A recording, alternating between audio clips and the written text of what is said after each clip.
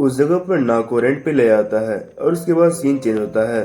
हम देखते हैं हमारा एमसी माउंटेन्स के बीच में आ गया होता है और वो सोच रहा होता है मैंने जो फाउंडेशन एस्टेब्लिशमेंट रिसोर्सेज जो बहुत साल पहले छुपाई थी वो जरूर अभी भी यहीं पर होगी।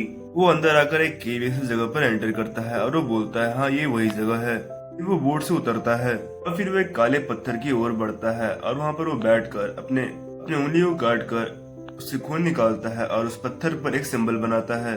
और फिर वहाँ पर लॉक खुल जाता है और हम देखते हैं वहाँ पर एक बॉक्स रखा हुआ था और ये वही रिसोर्सेज थे जो एमसी ने छुपाए थे बहुत साल पहले। एमसी एक्साइटेड होकर हंसते हंसते बोलता है ये तो यहीं पर है, मैंने बहुत साल पहले इन्हें छुपाए थे, या अभी भी यहीं पर है, तुम सब बस रुक जाओ, जल्द से जल्द अपनी पूरी पावर को रिस्टोर करूंगा और फिर तुम लोगों को दिखाऊंगा, हा हा हा हा। तभी पीछे से उसे कोई आवाज देता है और चिल्ला के बोलता है ट्रैश चू, मैंने कभी नहीं सोचा था कि मैं तुमसे दोबारा मिलूंगा। एमसी पीछे मुड़कर देखता है और वहाँ पर कोई बोलता है पिछड़े चू, मुझे नहीं लगा था कि हम दोनों दोबारा मिलेंगे। हम देखते हैं 3 लोग फ्लाइंग बोर्ड पर होते हैं और वो बोल रहे थे ट्रैश चू, मुझे तो लगा था कि तुम मर गए हो, मुझे नहीं लगा था कि 10 दिन तुम्हें नहीं देखने के बाद वापस फुल एनर्जी में आ जाओगे। ऐसा लगता है यूनिसेफ पीक की पीक मास्टर तुम्हें अच्छे ट्रीट करती है, उन्होंने तुम्हारे लिए इतने एक्सपेंसिव हीलिंग रिस्टोरेशन तुम्हें दी जिससे तुम्हारे एनर्जीज को हील हो जाएगी, इसके बावजूद कि तुम बहुत ज्यादा बेकार हो। एमसी उसे देखता है और वो गुस्से से उसे उड़ रहा था और मन में सोचता है ये लड़का वही है जिसने 10 दिन पहले मुझे बेइज्जती किया था, इस हरामी की हिम्मत कैसे हुई कि मेरी कल्टीवेशन को डिस्ट्रॉय करने के बाद मेरे सामने आने की। एमसी अपने बोट पे चढ़ता है और वहाँ से जाते हुए बोलता है मैं अपना हिस्सा तुमसे बाद में चुकता करूंगा।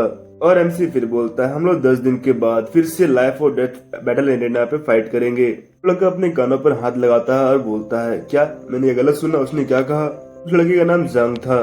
उससे बगल में खड़े लड़का लड़की हंसने लगते हैं जोर जोर से। लड़की बोलती उसने कहा आपसे वो बाद में अपना हिसाब चुकता करेगा। तो लड़का बोलता है ड्रेस आपको फिर चैलेंज करना चाहता है सीनियर ब्रदर जंग। तो फिर वो लड़का जंग 10,000 माइल्स ट्रांसमिशन को यूज करता है और अनाउंस करता है 10 दिन पहले मैंने तुम्हें छोड़ दिया था पीक मास्टर का इज्जत रखने के लिए, लेकिन तुम्हें मरने का कुछ ज्यादा ही शौक है और तुमने मुझे फिर चैलेंज किया है, इसलिए मैं जो कदम उठाऊंगा उसके लिए तुम मुझे ब्लेम मत करना। वो ट्रांसमिशन पूरे 10,000 माइल्स के अंदर गूंज रहा था। डिसाइपल बोलते हैं चूसी पागल हो गया है, वो फिर से फाइट करना चाहता है। दूसरा डिसाइपल बोलता है सुना था उसका कल्टीवेशन डिस्ट्रॉय हो गया था और वो सी रोटेशन रेलम में था, फिर वो जंगमैन को चैलेंज कैसे करेगा जो कि सी रोटेशन रेलम के फाइनल स्टेज में है। तो बोलते हैं हम लोगों को अच्छा शो मिलने वाला है 10 दिन के बाद। और फिर सीन चेंज होता है। एमसी अपने मास्टर के पैलेस के बाहर आके बोलता है मास्टर के पैलेस में स्पिरिचुअल एनर्जी डेंस है, इसलिए मैं यहाँ पर कल्टीवेट करूंगा और मुझे यकीन है मास्टर को इससे कोई दिक्कत नहीं होने वाली है, क्योंकि जो भी चीज मास्टर का है वो मेरा बनी जाएगा, क्योंकि मास्टर सिर्फ मेरी है और उसके पास जो भी है वो मेरा है। फिर पैलेस का गेट खुलता है और वो अंदर आता है। वो बोलता है हेलो मास्टर, आपका डिसाइपल आपसे फिर मिलने के लिए आ गया है। मास्टर अपने थ्रोन पर बैठी हुई होती है और वो बोलती है गद्दार डिसाइपल, तुम फिर से आ गए, वो भी इतनी रात को, क्या करने के लिए यहाँ पर आए हो? एमसी अपने मास्टर के करीब पहुँच जाता है और वो बोलता है मास्टर आप मुझसे क्या करवाना चाहते हो?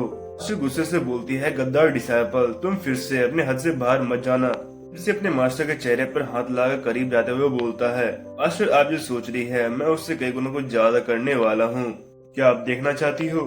फिर एमसी रेड कलर के टेलिस्मेन फॉर्मेशन बनाने लगता है और उन फॉर्मेशन को बना के और पूरे पैलेस को ढक लेता है।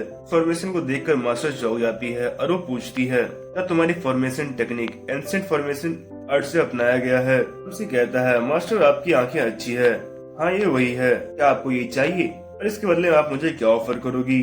मास्टर ब्लश करते हुए बोलती है मैं नहीं करूंगी। एमसी फिर बोलता है तो फिर ठीक है, शांति से फिर कल्टीवेट करूंगा। फिर एमसी हंसते हुए एक एप्पल निकालते हुए बोलता है मास्टर आप हंग्री हो, आपको भूख लगी होगी, ये खा लो, क्योंकि आप अभी एक नॉर्मल इंसान बन चुकी है। मास्टर गुस्से से मुंह मोड़ते हुए बोलती है हाँ, और ये किसी गलती है, एक दिन मैं तुम्हें पक्का मारूंगी। तभी अचानक से एमसी अपने मास्टर के पीछे जोर से एक स्लैप मारता है। उसकी मास्टर चिल्लाती है और बेड पे जाकर गिर जाती है। फिर एमसी मुड़ते हुए बोलता है मास्टर आप फिर से नॉटी हो रहे हो। फिर वो जाते वहाँ से बोलता है मास्टर मैंने पीछे के पैलेस में किलिंग फॉर्मेशन लगाई है और ये बेहतर होगा कि आप लापरवाही से वहाँ पर ना जाए, आपके डिसाइपल को उसी कल्टीवेशन को इंक्रीज करना है और अगर आप मर जाओगी तो मैं बहुत सैड होऊंगा।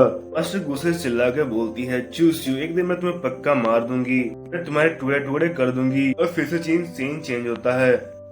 पीछे वाले पैलेस का सीन दिखाते हैं, हमें देखता है उसे वहाँ पर बैठे कुछ पढ़ रहा होता है। उसके सामने एक सिस्टम पैनल खुला हुआ होता है, वहाँ पर एक आइटम इंफॉर्मेशन दिया होता है। उस आइटम का नाम होता है vitality birth dad fruit. Category है हेवन एंड अर्थ ट्रेजर।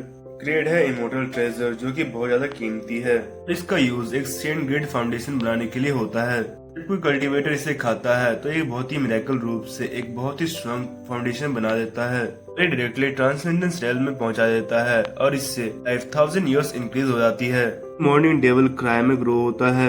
एक बार में 3 फ्रूट ग्रो होता है। इसके आगे का इन्फॉर्मेशन उतना कुछ खास नहीं है तो मैं नहीं बताऊंगा।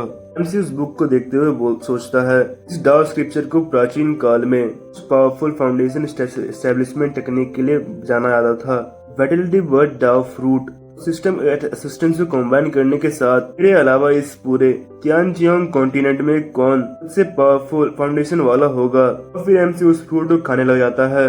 आगे मेडिटेशन करते हुए बोलता है एक्टिवेटिंग डाउ स्क्रिप्चर, अपने फाउंडेशन को फिर से बिल्ड कर रहा हूँ। और फिर सिस्टम नोटिफिकेशंस आते हैं। उसकी कल्टीवेशन 8 स्टेज तक गिर गई है। होस्ट की कल्टीवेशन 6 स्टेज तक गिर गई है। होस्ट की कल्टीवेशन 3rd स्टेज तक गिर गई है। फिर कुछ देर बाद होस्ट की कल्टीवेशन पूरा खत्म हो गया है। होस्ट अब एक नॉर्मल इंसान बन चुके हैं। होस्ट अब एक मॉडल बन चुका है।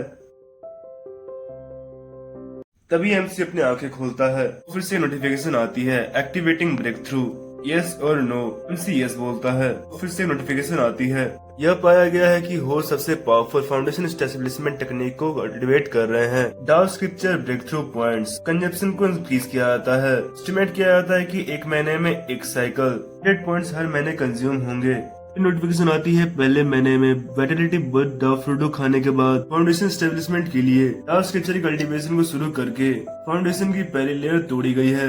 इसी तरह दूसरे महीने में दूसरी लेयर, तीसरे महीने में तीसरी लेयर और फिर 9वें महीने में 9वीं लेयर। कुछ समय बाद एमसी अपनी आंखें खोलता है और वो सोचता है लोग अक्सर कहते हैं कि 9 ही अंतिम संख्या है। वो केवल पूर्वजों की बात पर चलते रहते हैं, उन लोगों ने बताया है। लेकिन वो इन सच से ज्ञात है कि उन रास्तों को तोड़ना ही एक्सीलेंस का मार्क है।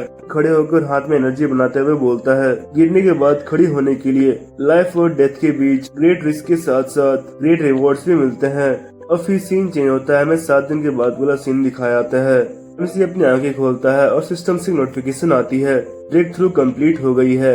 Host successfully foundation establishment realm के 10th लेयर में पहुंच गए हैं। ब्रेक थ्रू करने में पूरे 10 महीने लग गए। 1000 consume breakthrough points consume हुए हैं। फिर दूसरी नोटिफिकेशन आती है होस्ट की करंट ब्रेक थ्रू पॉइंट 0 है। एमसी के ब्रेक थ्रू करने के कारण उस पैलेस में एक जोरदार थंडर आगे गिर जाती है। एमसी जोर से चिल्लाता है ब्रेक थ्रू। इसके बाद सीन चेंज होता है। तियानजन पीक का सीन दिखाते हैं। पर तियानजन पीक की पीक मास्टर उस थंडर को देखकर सोचती है इतनी पावरफुल स्पिरिचुअल एनर्जी, क्या वो मनुष्य ची मंग दिए फिर से ब्रेक थ्रू करने वाली है। दोस्तों यहाँ पर ची मंग दे इसी के मास्टर का दूसरा नाम है, जिसे हम लोग क्रिम्सन ड्रीम बटरफ्लाई के नाम से भी जानते हैं।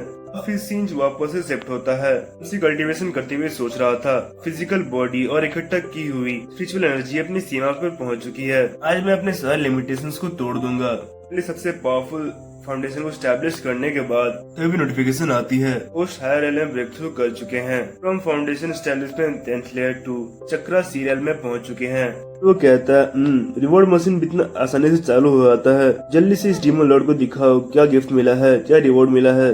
कहते ही वो एनर्जी में कूद जाता है।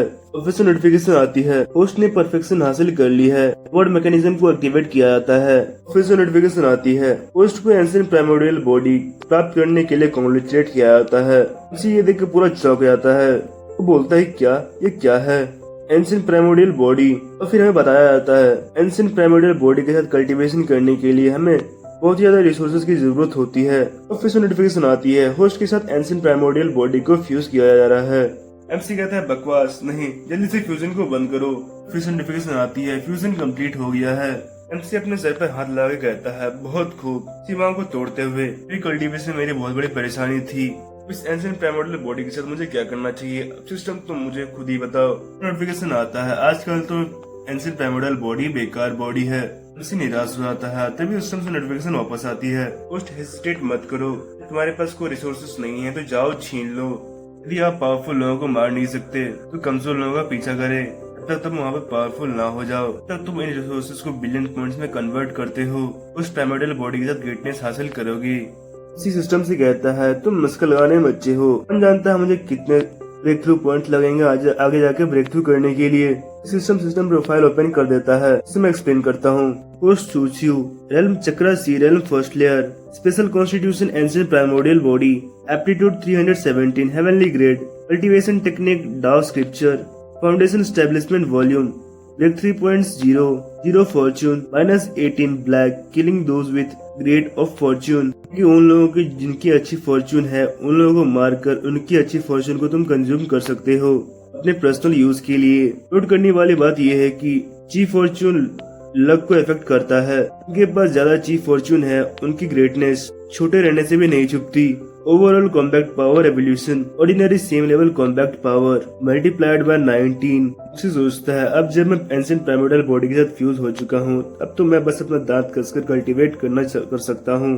फिर वो एक इविल स्माइल लेते हुए बोलता है किस्मत के साथ मेरे पास एक प्रीसियस मास्टर है। सीन शिफ्ट होता है। MC फ्रंट हॉल की तरफ जा रहा होता है जहाँ पर हमारी प्यारी मास्टर क्रिम्सन ड्रीम बटरफ्लाई बैठकर एक एप्पल खा रही होती है। एक आवाज आती है क्या ये स्वादिष्ट नहीं है। मास्टर कहती है सच में ये स्वादिष्ट है। उसे समझ में आता है। वो गुस्से से चिल्लाकर बोलती है ये तुम हो ट्रेटरस डिसाइपल। मास्टर करीब आकर बोलता है।